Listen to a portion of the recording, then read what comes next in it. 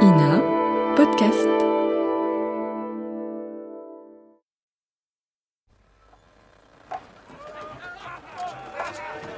Matelot, on va pour la chasse, il faut cachalot, faudra aller. Molly pas, tiens bon matelot, encore un coup, Moïse, encore, et oh! La canne est fermée, tout est barré, l'entrée est prête à virer. Molly pas, tiens bon matelot, Moïse et oh! La radiodiffusion télévision belge, 3e programme, et l'Office de radiodiffusion télévision française, France Culture, présentent en coproduction Moby Dick, d'Herman Melville, adaptation de Jean Thibaudot, avec Alain Cuny dans le rôle d'Akab et Jean Levray dans celui d'Ismaël. Jean-Roger Cossimon, Gérard Darieux, Gérard Dournel, Julien Guillaumard, les 4 marins. Pierre Assau, Henri Poirier, Jean Péméja, les 3 officiers. Doutasek, Medhondo, James Campbell, les 3 harponneurs. Et Mabusolo dans le rôle de Pipe. Molly pas, tiens bon matelot, Moïse et oh!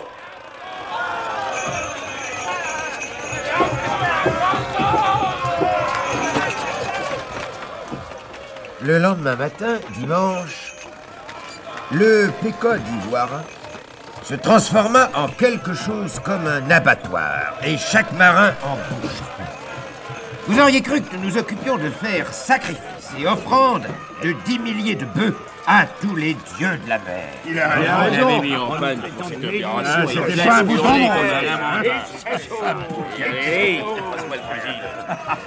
Et d'abord, et pour commencer, les énormes palans à découper, comprenant entre autres choses de poids un essaim de poulies, peintes pour la plupart en verre, et qu'un homme à lui seul ne pourrait soulever.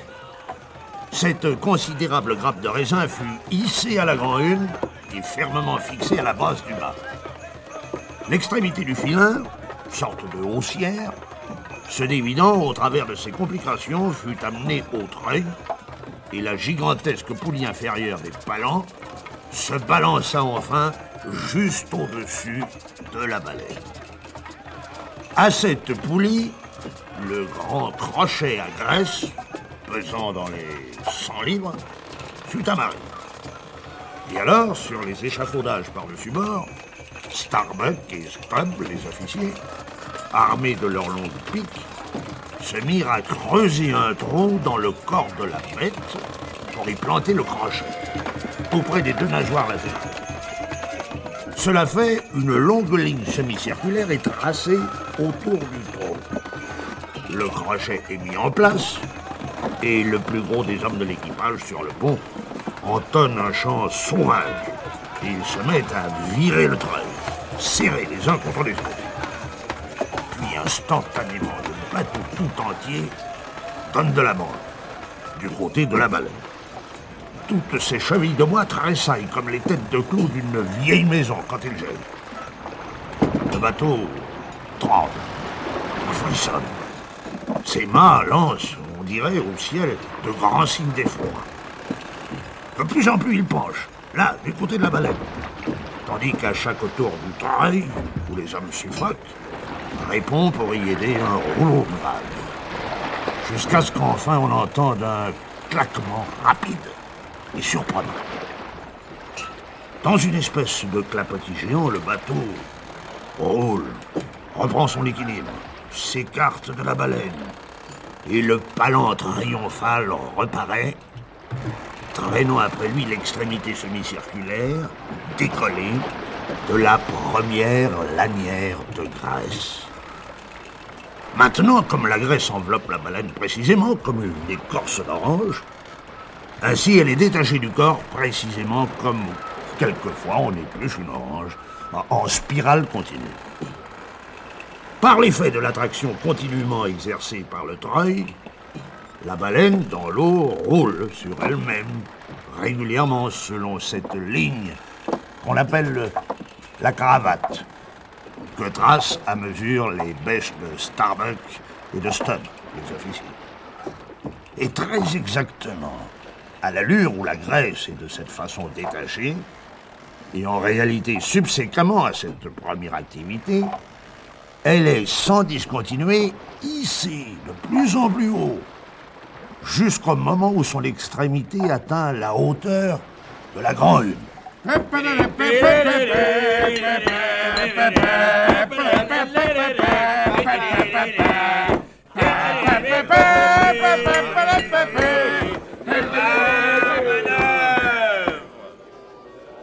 Les hommes, au treuil, cessent alors de virer. Et pour quelques instants, la prodigieuse masse dégoulinante de sang se balance d'un côté et de l'autre. On la dirait accrochée au ciel, pendue là-haut. Et tous ceux qui sont là doivent faire très attention pour l'éviter quand elle se balance de la sorte. Autrement, elle pourrait leur taper un peu fort sur les oreilles et les envoyer à la mer. Un des harponneurs qui assiste à l'opération s'avance maintenant avec une arme très longue et très aiguisée qu'on appelle Le sabre d'abordage. Oui. Et au moment propice, il taille avec dextérité un trou considérable dans la partie inférieure de la masse, toujours en mouvement. Dans ce trou, l'extrémité du second grand palan est alors crochetée de manière à bien tenir à la graisse, afin de préparer ce qui va suivre. Puis, ce sabreur accompli, avertissant à la ronde qu'on doit se tenir à l'écart, Garde les têtes, garçon! s'attaque une autre fois, en somme scientifiquement, à la graisse. Et par quelques coups de côté, peu nombreux, forcenés et plongeants, il la sépare complètement en deux. Ainsi, cependant que la courte partie inférieure de la tranche de graisse tient toujours à la bête, la longue bande au-dessus, On appelle la couverture. la couverture, se balance là-haut en toute liberté, toute prête à être descendue. Au treuil, les hommes reprennent leur chanson, c'est-à-dire leur travail. Et tandis qu'un palan est utilisé pour découper et hisser une seconde lanière de graisse à partir de la baleine, L'autre palan est lentement arrêté plus loin. Et la première lanière, par la grande écoutille, disparaît tout droit dans ce qu'on appelle la chambre à lard. À l'intérieur de cet appartement obscur, quelques marins agiles enroulent la longue couverture, pareil à un grand grouillement de serpents vivants. Et ainsi, le chantier continue.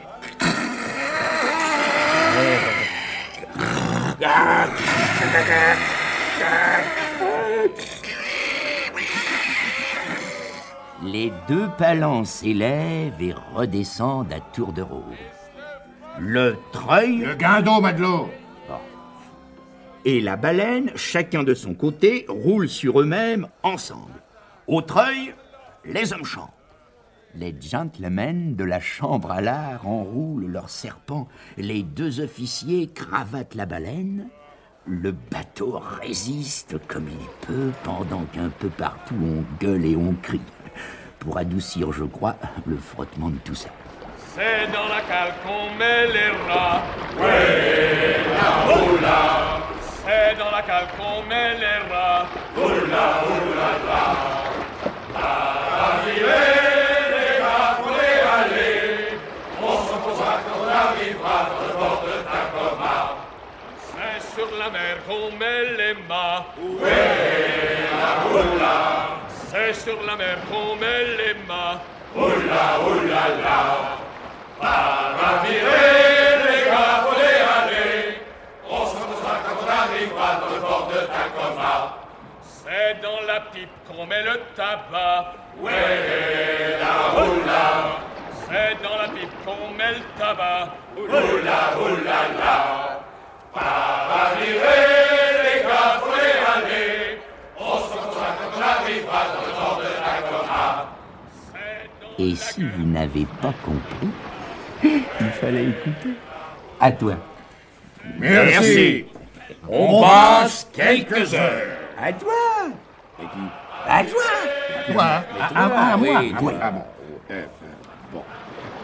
Maintenant, On passe quelques heures. on passe quelques heures. Maintenant, les palans gigantesques ont fait leur devoir. Le corps blanc, pelé et décapité de la baleine brille comme un sépulcre de marbre. Il a changé de couleur, mais on penserait qu'il n'a rien perdu de son volume. Toujours colossal. Très lentement, il flotte, maintenant qu'on l'a lâché. De plus en plus loin, derrière nous. L'eau tout autour de lui fendue dans les éclaboussements par les requins insatiables. Et l'espace au-dessus, troublé par les vols rapaces des grands oiseaux criards, dont les becs, comme des poignards assassins, mordent dans la baleine à grands coups. Le grand fantôme blanc décapité flotte toujours plus loin du bateau, avec autour et au-dessus de lui de plus en plus de requins et d'oiseaux.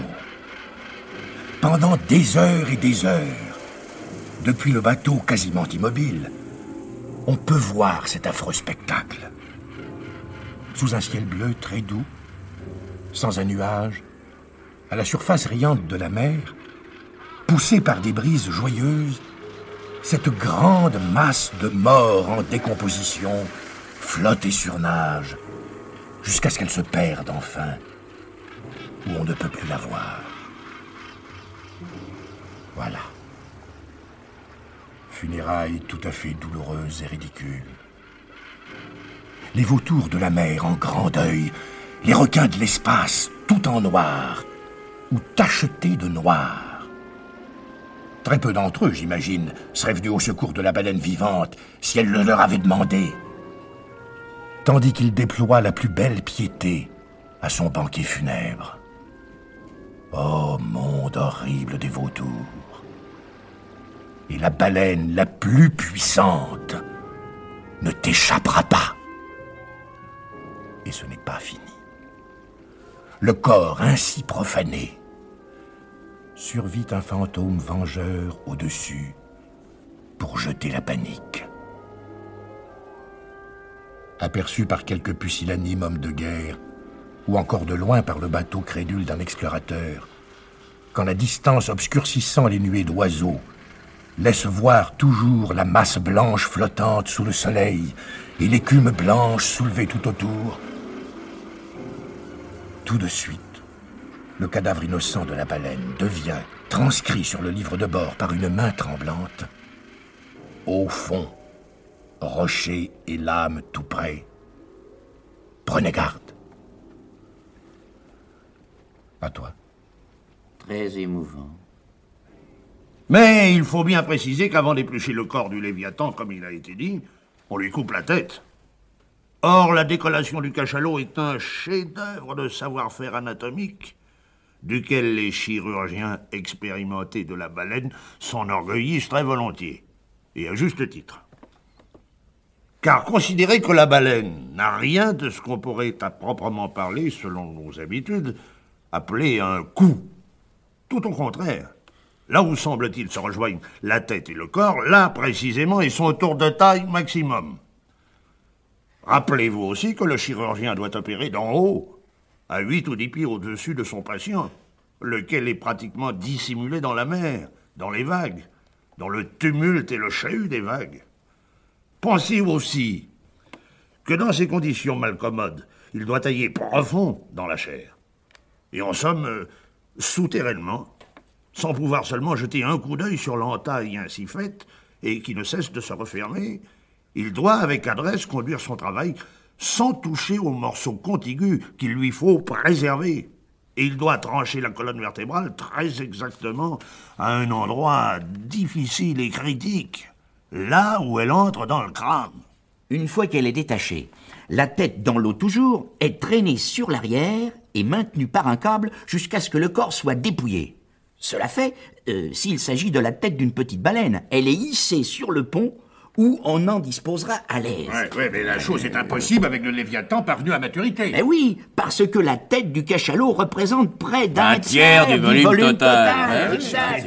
Et suspendre en réalité un poids pareil, même par le moyen des poulies énormes d'un baleinier, serait chose aussi vaine que vouloir peser une grange hollandaise sur la balance d'un orfèvre. Ainsi, la baleine du Pécotte étant décapitée et le corps épluché, la tête fut hissée contre le flanc du bateau, sortie à moitié de la mer, à peu près. Si bien qu'elle était tout de même, presque pour l'essentiel, soutenue toujours par son élément natal.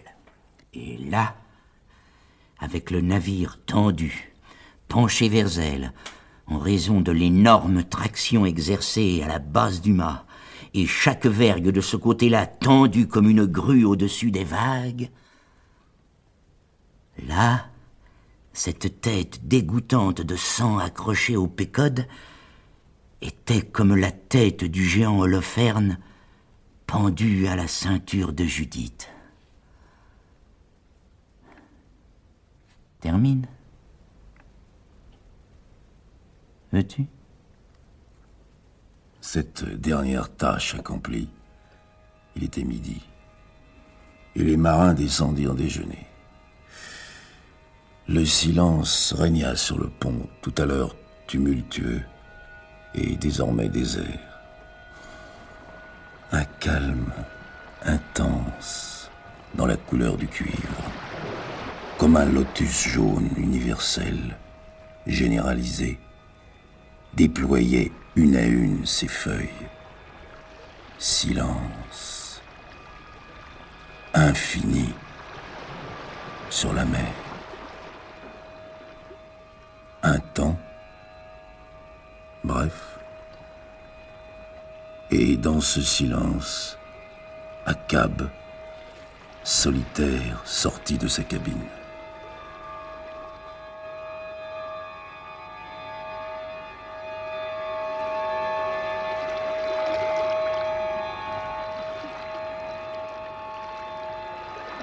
Et maintenant vient le tour de l'évidage du crâne. Oui!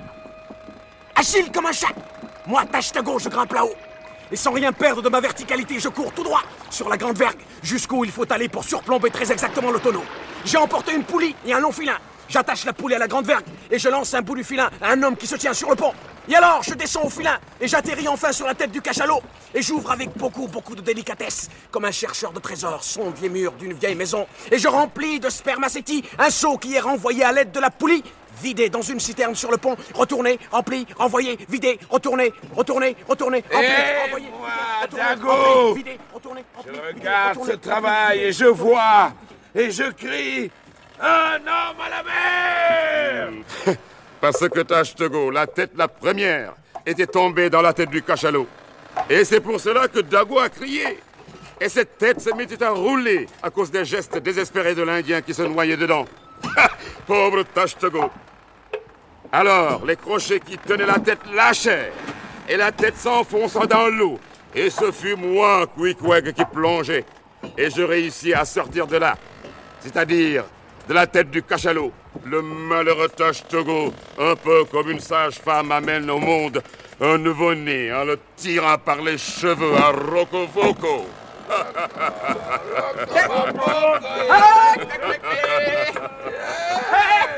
Si Tashtego avait péri dans cette tête, il aurait eu une mort magnifique. Mort étouffé dans le meilleur des spermacéties blancs et parfumés, mis en bière, et à la fois conduit en corbillard, et enfin descendu au tombeau dans la chambre secrète, le saint des saints de la baleine. Tashtego n'eut pas ce privilège de périr dans une tête de cachalot. Et nous reprenons. Donc, il pouvait être 9 heures du soir quand les chaudières du Pécode entrèrent pour de vrai en activité pour la première fois au cours de ce voyage. Ce fut Stubb qui surveilla le travail. Une chose facile que de mettre le feu aux chaudières, parce que le charpentier avait bourré les fourneaux autant qu'il l'avait pu d'une quantité de copeaux. Il faut dire ici que dans une expédition de chasse à la baleine, Le feu dans les chaudières ne doit être alimenté au bois qu'un petit moment. Ensuite, on ne se sert plus de bois, sauf pour accélérer l'allumage du principal combustible. En un mot, on se sert, une fois l'huile fondue, des déchets craquants et ratatinés dénommés rognures de beignets et qui possèdent beaucoup encore des propriétés onctueuses de la graisse de baleine. Ces beignets entretiennent la flamme. Comme un pléthorique martyr par le feu ou encore un misanthrope acculé au suicide, dans les chaudières, la baleine fournit son propre combustible et brûle par elle-même. Que ne consomme-t-elle pas elle-même par la même occasion la fumée qu'elle fait? Car cette fumée est horrible à respirer, et vous devez pourtant la respirer. Et non seulement, mais encore, il faut vivre dedans tout le temps. C'est une odeur inqualifiable, sauvage, et pour tout dire hindou, si je pense aux environs immédiats du bûcher funéraire d'un Maharaja. Cela sent, comme du côté gauche, le mauvais, le jour du jugement dernier. Et c'est un argument en faveur de la réalité de l'enfer.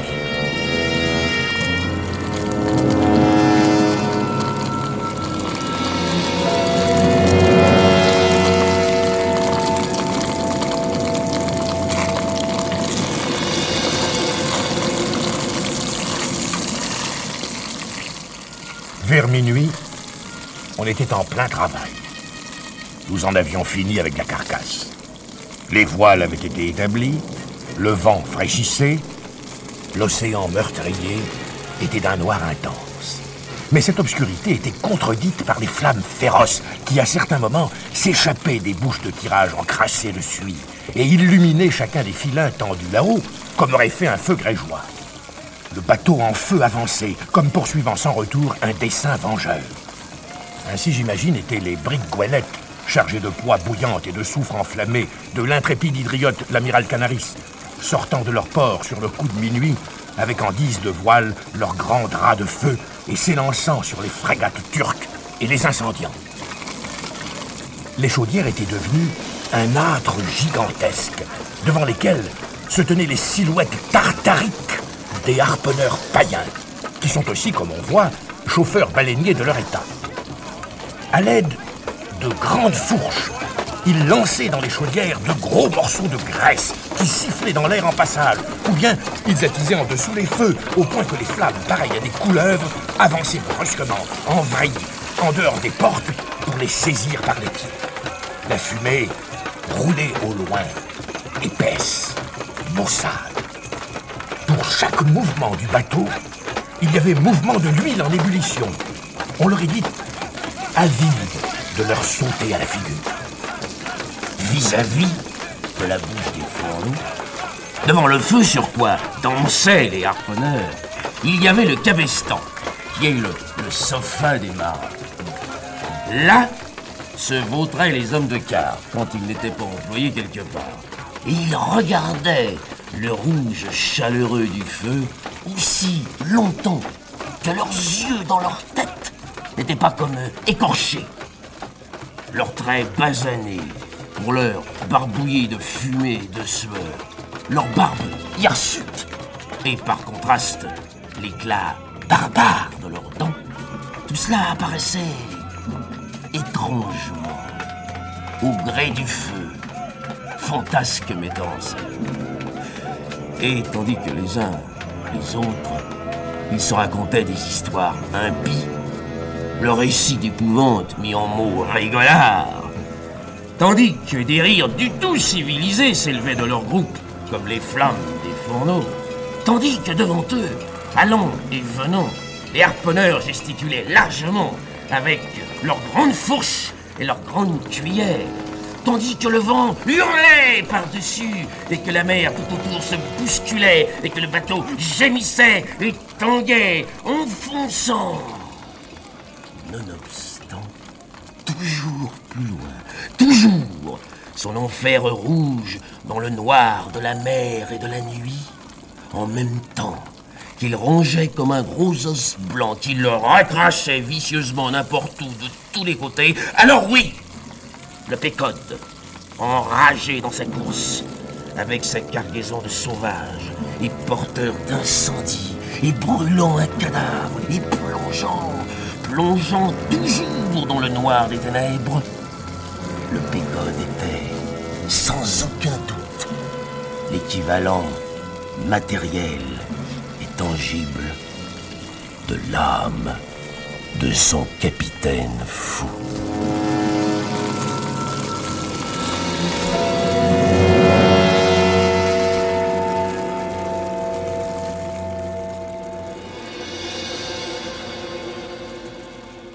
Moi,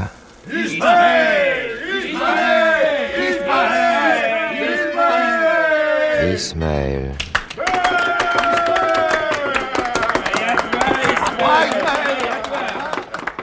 Moi, Ismaël. Voilà à quoi je pensais, là, debout à la barre, muet, pendant des heures, traçant sa route au bateau incendié, moi-même dans l'obscurité, d'où je voyais d'autant mieux cette folie macabre et rougeoyante où ils étaient, les autres, ce spectacle permanent des silhouettes des démons, devant moi, moitié dans la fumée, moitié dans la flamme, devant moi, et à la fin, identique spectacle, mais en moi, et pris bientôt dans la torpeur qui chaque fois me prend sans raison au gouvernail quand j'y suis, aux alentours de minuit. Et cette nuit-là en particulier, quelque chose d'anormal, à jamais inexplicable comme d'autres choses, m'arriva, comme quand j'avais je ne sais plus quel âge, dans l'enfance, puni. Et cette nuit-là, c'est-à-dire brusquement, je voyais, ou plutôt je ne voyais plus rien, que des flammes obscurcies. Et le compas bien éclairé n'était plus devant moi, où il aurait dû être. Je me tenais à la barre, effrayé. Mais enfin je compris, mais comment cela était-il arrivé? Que en un instant de sommeil, je m'étais retourné. Et aussitôt je revins à la bonne position, et ainsi le bateau ne fut pas dévié et ne chavira pas. Mais je savais. J'avais vu où nous allions. Vraiment. Et si vous aviez quitté les chaudières du Pégode pour descendre dans le Gaillard d'avant, là où dormait le quart qui n'était pas de faction, un moment vous auriez quasiment pensé que vous arriviez dans le sanctuaire de rois canonisés avec leurs conseillers. Là, ils reposaient dans leur caveau triangulaire en bois de chêne. Chaque marin était une figure ciselée et muette, et 20 lampes brillaient au-dessus de ses yeux bandés.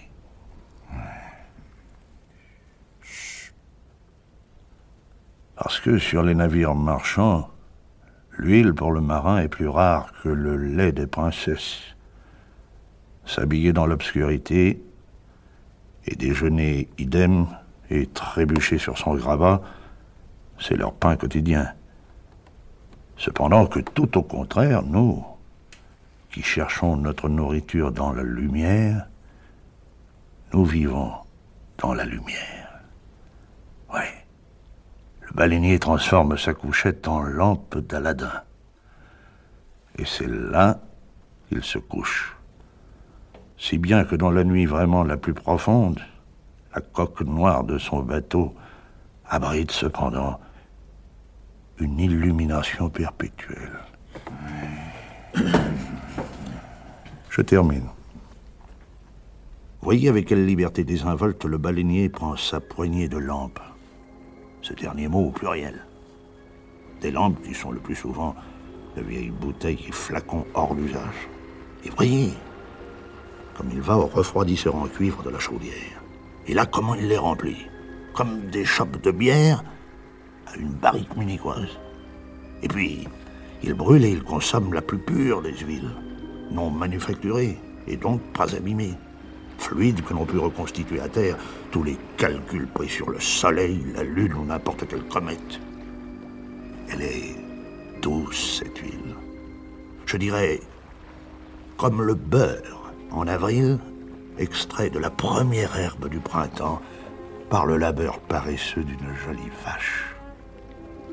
Le baleinier va lui-même se fournir en huile, sûr et certain par conséquent de sa fraîcheur et de son authenticité. Tout à fait comme dans la prairie, pour son souper, le voyageur prend à la source gibier. À toi. Il a été dit précédemment comment le grand Léviathan est vu de loin à partir du grand mât. Comment il est chassé sur l'étendue de la savane aquatique et massacré dans les vallées profondes. Comment il est ensuite remorqué et décapité. Et comment, suivant le principe qui jadis donnait au bourreau le droit de s'approprier les effets personnels du décapité qu'il avait mis à mort, comment sa grande pèlerine, bien rembourrée, devient la propriété de son exécuteur. Comment, enfin, le moment venu, il est condamné au bûcher. Ou, comme il advint pour Sadrache, Meshach et Abednego. Sadrache, Meshach, Abednego. Oui, cherchez les noms dans le dictionnaire. Son spermacétie, son huile et son squelette subissent, en somme sans dommage, l'épreuve du feu. Il nous reste à conclure ce dernier chapitre par la description que je voudrais lyrique. Mais si. Du procédé très romanesque par lequel on met son huile en barrique, lesquels seront descendus dans la cale, ou alors le Léviathan, si l'on y songe, revient à ses profondeurs originelles, glissant sur la mer, sous la surface de la mer, tout comme en d'autres temps, mais hélas, pour n'en plus remonter et ne jamais souffler sous le ciel sa gerbe d'eau de mer. Encore chaude, l'huile, pareille au punch quand il n'est pas froid, est déposée en des barriques de 6 barils. Et cependant que peut-être le bateau dans le tangage et le roulis fait son chemin sur la mer du milieu de la nuit, les énormes barriques, alors toutes secouées, font très dangereusement de la patinette. D'un bout à l'autre du pont, parfaitement glissant, jusqu'à ce qu'enfin les hommes aient pu les saisir et s'en emparer, et les arrêter dans leur débandade. Dis donc, c'est celui qui s'est ouvert contre un canot, même que Starbuck a failli... Il a fallu venir me décoincer. Et on y met les cerceaux de fer. Et on tape. Et on tape. Et on tape. Tous les marteaux disponibles sont entrés dans la danse. Parce que maintenant, ex officio, chaque marin est tonnelier. Puis à force, le lendemain matin, quand la toute dernière pinte a été mise en barrique et que tout s'est bien refroidi, alors les panneaux d'écoutille sont enlevés et les entrailles du bateau sont là, à ciel ouvert, et les barriques y descendent pour leur dernier séjour dans la mer. Puis cela fait, les panneaux sont remis en place et fermés hermétiquement, à la façon d'un cabinet muré. Et voici peut-être l'une des plus remarquables particularités de toute l'activité baleinière. Un jour, Ouais, un jour, le sang et l'huile coulent à flot sur toutes les planches du navire. Sur le sacro-saint gaillard d'arrière, d'énormes morceaux de la tête de la baleine sont mis en tas profanateurs. De grandes barriques rouillées traînent un peu partout, comme on peut en voir dans une cour de brasserie.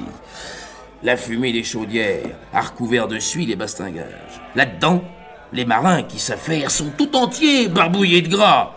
Et le bateau, dans l'ensemble, a tout l'air d'être le Léviathan lui-même, tout en graisse. Tandis que de toutes parts s'élève un vacarme étourdissant. mais, un jour, 2 jours plus tard, sur ce même bateau, vous regardez partout et vous tendez l'oreille. Et s'il n'y avait pas pour s'y retrouver les baleinières et les chaudières, vous jureriez vos grands dieux que voilà bien un navire marchand, avec tout son silence et son capitaine maniaque de propreté. Parce que oui, en effet, l'huile de cachalot non manufacturée possède un singulier pouvoir décapant.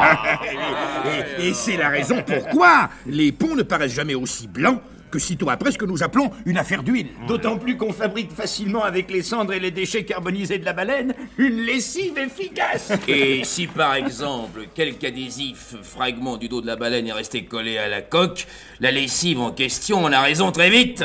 On y va fort le long des pavoirs. Allez! Et un coup de seau et grand coup de chiffon.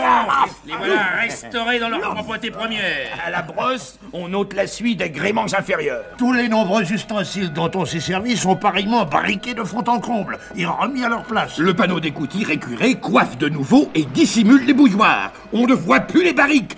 Toutes, elles ont disparu. Oui. Les palans remisés dans un coin discret.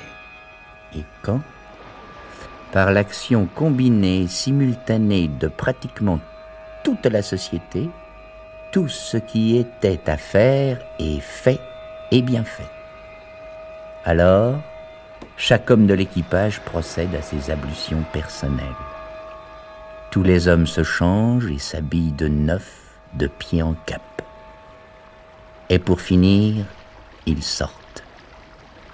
Et les voici sur le pont, immaculés. Ils sont frais et dispos.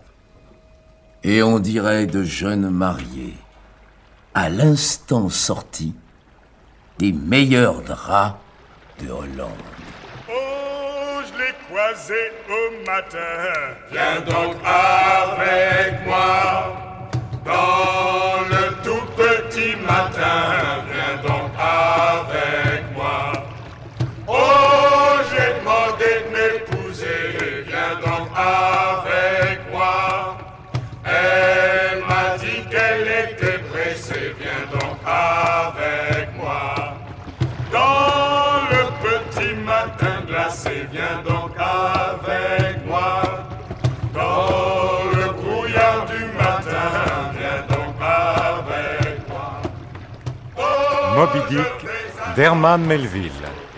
Adaptation de Jean Thibaudot. Avec Alain Cuny dans le rôle d'Akab et Jean Levray dans celui d'Ismaël. Jean-Roger Cossimon, Gérard Darieux, Gérard Dournel, Julien Guillaumard, les 4 marins.